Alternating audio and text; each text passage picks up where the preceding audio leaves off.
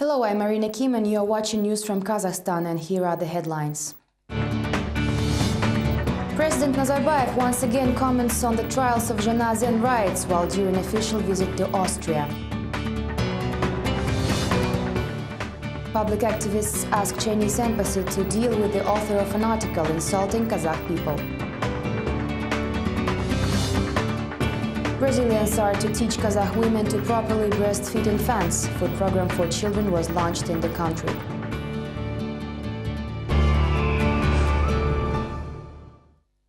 The trial over December riots in Zhenazen was open and fair. This was said by the President of Kazakhstan, Nursultan Nazarbayev, in Vienna, Austria, where he arrived on Monday morning with a two-day official visit.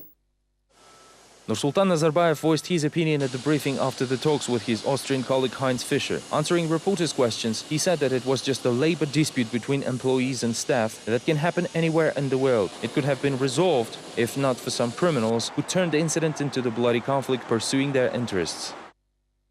We had a very open, public and transparent investigation followed by a fair trial accessible to the press and anyone interested. People convicted received sentences for specific crimes. At the same time, police officers who abused their authority and opened fire at people were also convicted, as well as those who provoked and caused mass riots.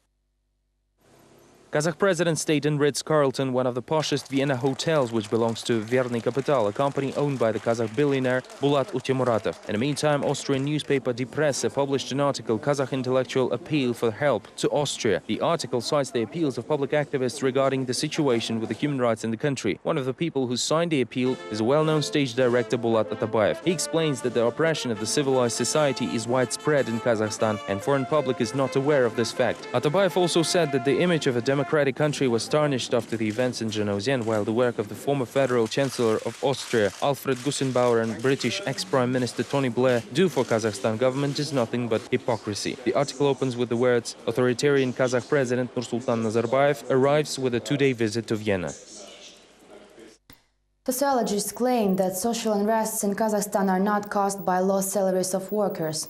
At a roundtable at RIA Novosti, they declared that protest actions and riots indicate that living standards of Kazakhs have gone up.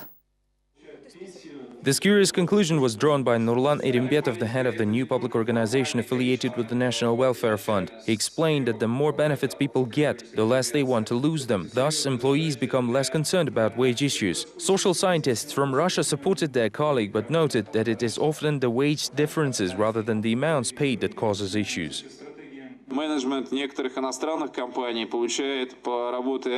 In some foreign companies, senior officials working in the same condition earn several times more than Kazakhs in Kazakhstan or Russians in some regions of Russia.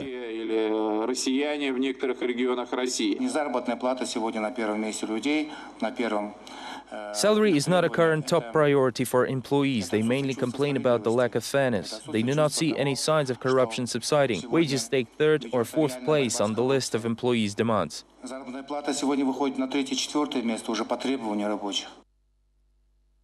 An attempt to picket the building of the Chinese embassy failed. A group of young people tried to hand up an open letter to the representatives of China, in which public activists demand to bring to responsibility the author of article titled Memories Hongbao. Among those who signed the document are Bulat Abilov and environmentalist Melsy Leusizov. On Monday, 6 citizens of Kazakhstan brought a letter of complaint to the Chinese consulate against the scandalous article by Hongbao called The Memories. They demand for a retraction of the thesis that the hospitality of Kazakh people is generous to an extent when highly honorable guests is not only given meat but also a single daughter for the night. The article itself has already disappeared from the site sina.com.cn, yet the quote is fresh in the memories and online conversations of people. This isn't his first statement about Kazakhstan. In fact, he is not just an ordinary Chinese citizen. He's a writer, a filmmaker and a journalist. Moreover, he's a Nobel Prize nominee. In other words, this is a political issue. Sirik Muratkhan stays in touch with the Kazakhs living in China. According to him, they are ready to initiate a massive lawsuit against the owner of the website and the author of the article. In the meantime, Sirik himself, along with other activists, failed to submit the letters and talk to the Chinese diplomats.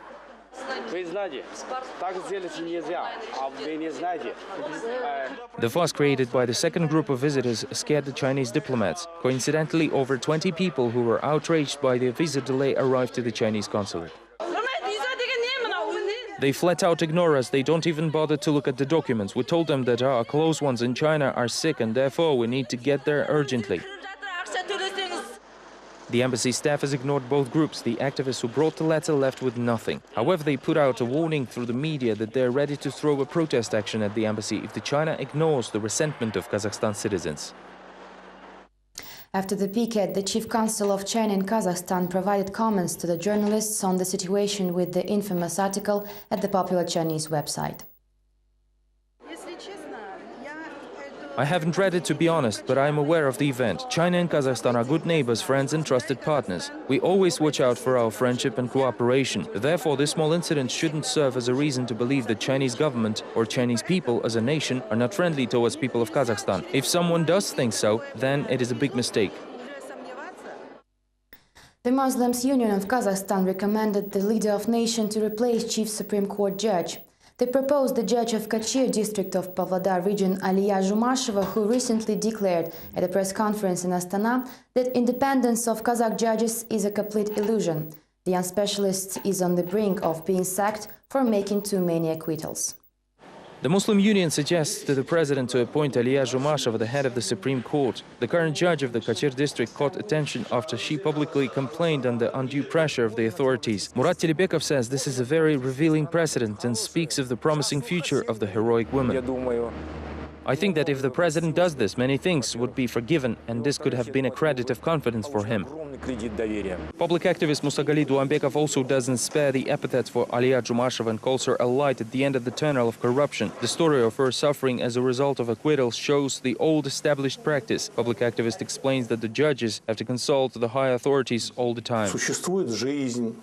There are various statistical indicators at the district and regional levels, and the judges are adjusting their indicators in order to conform with the system. The woman who caused all the racket thinks that she wouldn't be allowed to work peacefully and names the officials of the prosecutor's office and her colleagues among those who meddled in her work. The chairman of the regional court suggested Zhumasheva to resign, and today the court's jury announced a reprimand for her. I'd like to continue my work, but the judicial system doesn't need people like me, people who know what the justice, law and fairness mean.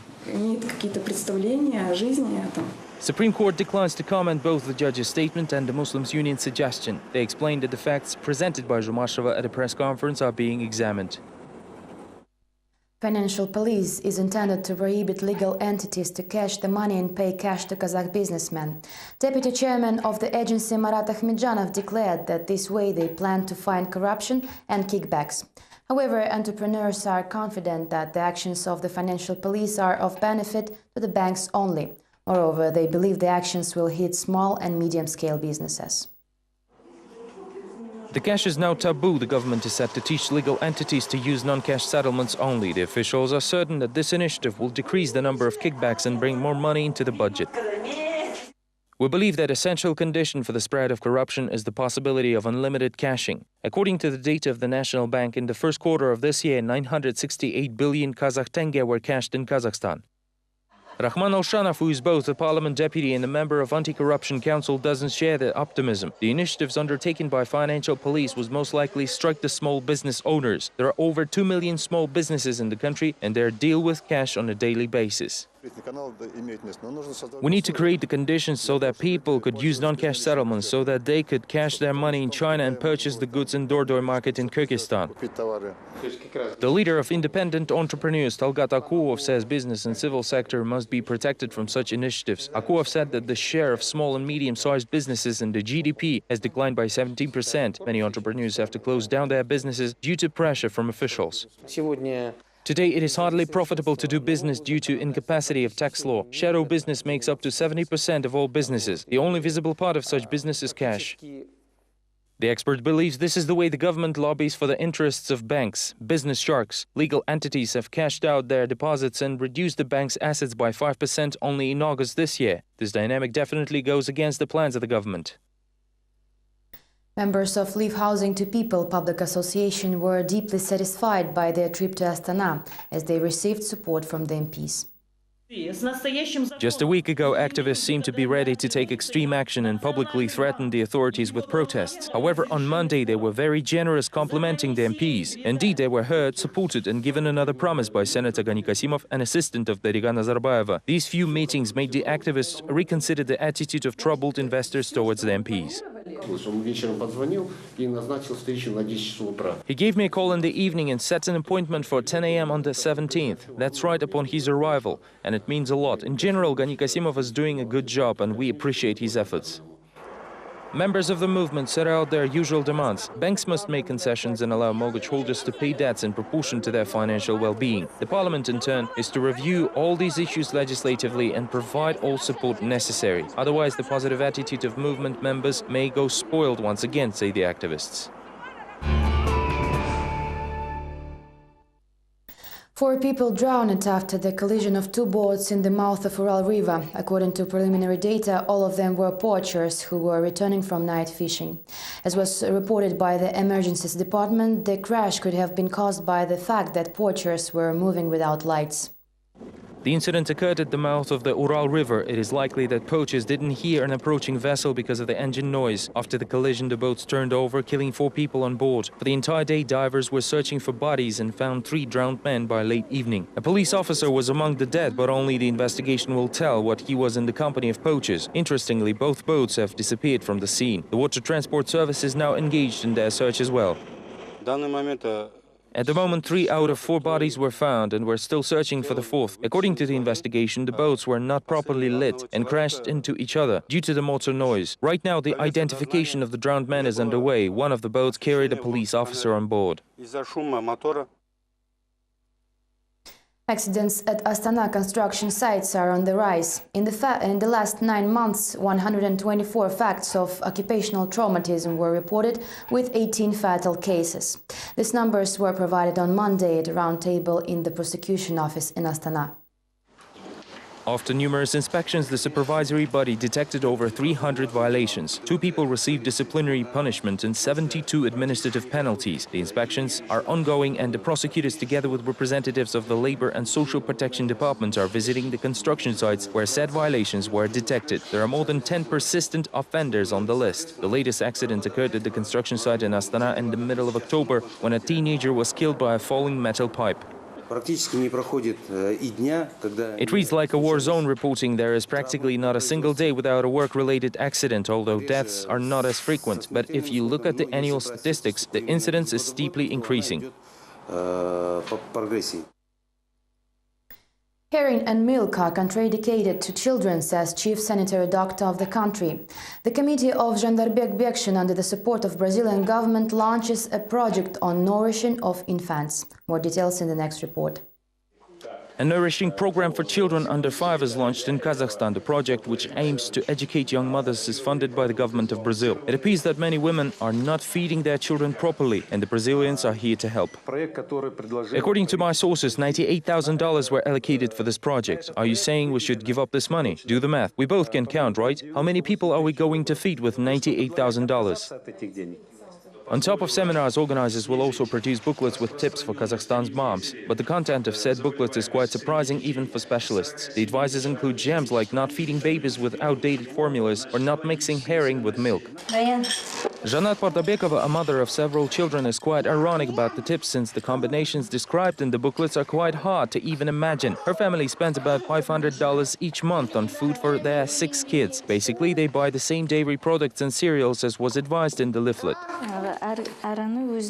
Every responsible mother knows better how to feed her child and at what time. I think that money would have been spent more effectively, distributed as child benefits. Why do we need all these stands and seminars? What benefits do they bring? Is it possible to explain a 3-year-old child what is appropriate to eat? The Health Ministry, represented by Beksin, says that children in Kazakhstan are well fed. For instance, elementary school pupils get free milk and there are no sardines in their menu. Nevertheless, the plans of Brazilian government and Kazakhstan sanitary inspection include bringing their educational program to every mother in Kazakhstan. Almaty apartments are now heated. More than half of all residential premises are connected to heating, say authorities. At the same time, 1/3 of all residents still remain in cold apartments. In the nearest future, authorities promise to resolve the problem. More details come next. Neither hot water nor heating. Akmaral Kabalekova always has a pot with boiling water ready to use. No one answers the phone in cooperative of apartment owners. Despite the statement of officials that the heating season started in half of Almaty residential sector, the micro-district where Akmaral lives is still cold. They promise every year that the heating season will start on October 15th. It is October 22nd today.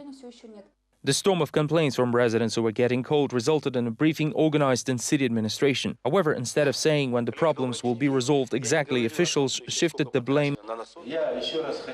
I'd like to tell Almaty residents once again, if your house is not connected to heating, you need to take the issue to cooperative of apartment owners and demand that they provide you with the technical readiness report signed by a heating systems inspector. Meanwhile, the temperature is not expected to rise above 15 degrees. Almaty residents may only hope that the second snow will not catch them off guard in the cold apartments.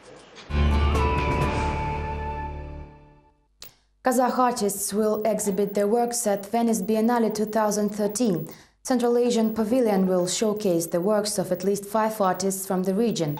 The selection process is underway in Kazakhstan, along sending 70 paintings for judgment.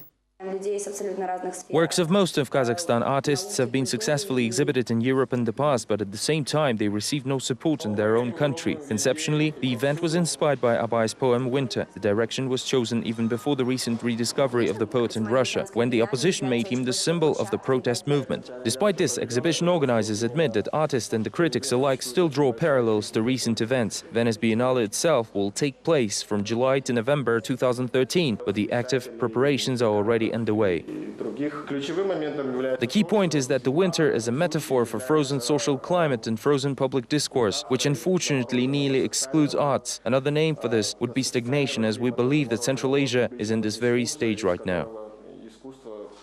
This is all we have time for now. Thank you for watching. Goodbye.